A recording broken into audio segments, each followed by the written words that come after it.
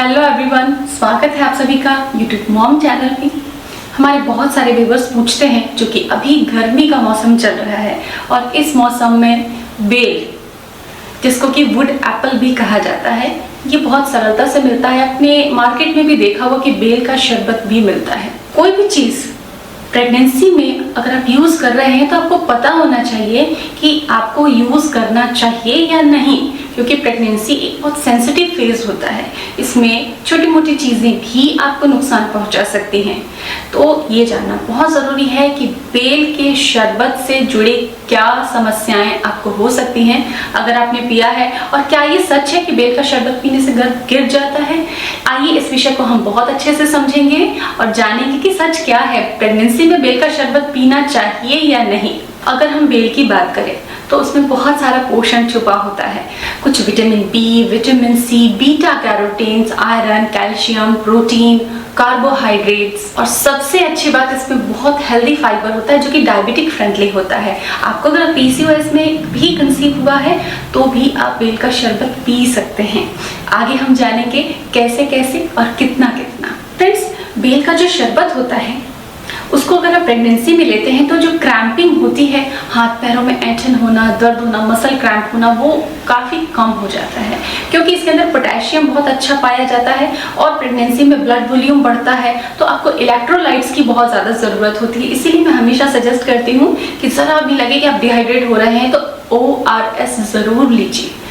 जो WHO प्रमाणित एक फिक्स्ड बहुत अच्छा फॉर्मूला है, वो ORS आप ज़रूर पिए, क्योंकि प्रेगनेंसी में इलेक्ट्रोलाइट बैलेंस बिल्कुल भी नहीं बिगड़ना चाहिए। तो बेल का शरबत आपकी बॉडी में इलेक्ट्रोलाइट बैलेंस को मेंटेन करने में हेल्प करता है, बॉडी फ्लूइड के लेवल को मेंटेन करता है। दूसरी अच्छी बात कि इसमें फाइबर बहुत अच्छी मात्रा में होता है, तो कॉन्स्टिपेशन से जो आप परेशान हैं, आपको गैस हो रही है, ब्लोटिंग हो रही है, आप अपना खाना ही टाइम से नहीं खा पा रही हैं और चिंतित हैं कि मैं ठीक से खाना नहीं खा पा रही हूँ, मेरे बच्चे का विकास कैसे होगा, तो आपकी इस चिंता को ये शरबत दूर कर सकता है।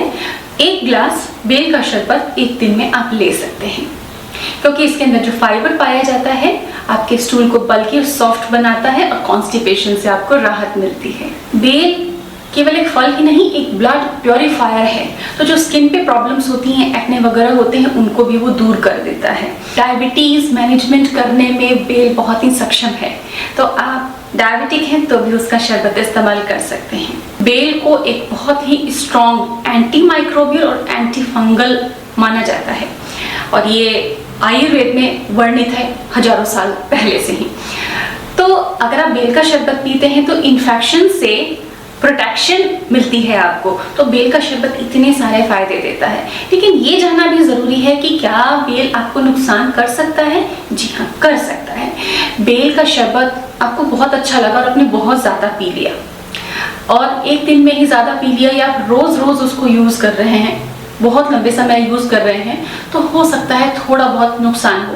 लेकिन कुछ लोग एलर्जिक ही होते हैं किन्हीं चीज़ों के लिए, तो एलर्जिक अगर आप हैं बेल के प्रति तो आप उसको यूज़ ना करें। दूसरी चीज़, बहुत अच्छा फाइबर होता है इसके अंदर, तो अगर आप बहुत ज़्यादा फाइबर ले लेंगे तब भी आप ब्लोटेड फील करेंगे।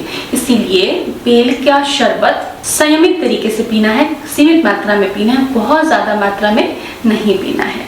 बेल के अंदर टैनिन भी पाया जाता है, इसीलिए यूँ ना करें कि आप पूरे 30 दिन बेल का शरबत रोज रोज पी रहे हैं, कभी कभार स्किप भी कर सकते हैं। तो बेल का शरबत यूँ तो फायदेमंद है, लेकिन सही मात्रा में और सही समय पे, यानी कि बेल के शरबत को कभी भी आप खाली पेट ना पिएं। खाली पेट बेल का शरबत पीना ही नहीं चाहिए किसी भी व्यक्ति को। तो आप अपना मील लें और मील के बाद में कुछ समय का गैप देने के बाद में आप बेल का शरबत पी सकते हैं, क्योंकि खाली पेट बेल का शरबत आपको उतने लाभ नहीं दे सकता। तो फ्रेंड्स, उम्मीद करती हूँ कि प्रेगनेंसी में आप भी इस स्वादिष्ट और मधुर फल के शरबत का आनंद जरूर लेंगे, लेकिन पूरी सावधानी के साथ। आप हमें कमेंट करके जरूर बताएं कि आज का वीडियो आपको कैसा लगा। अपना ख्याल रखें। Take care, bye bye.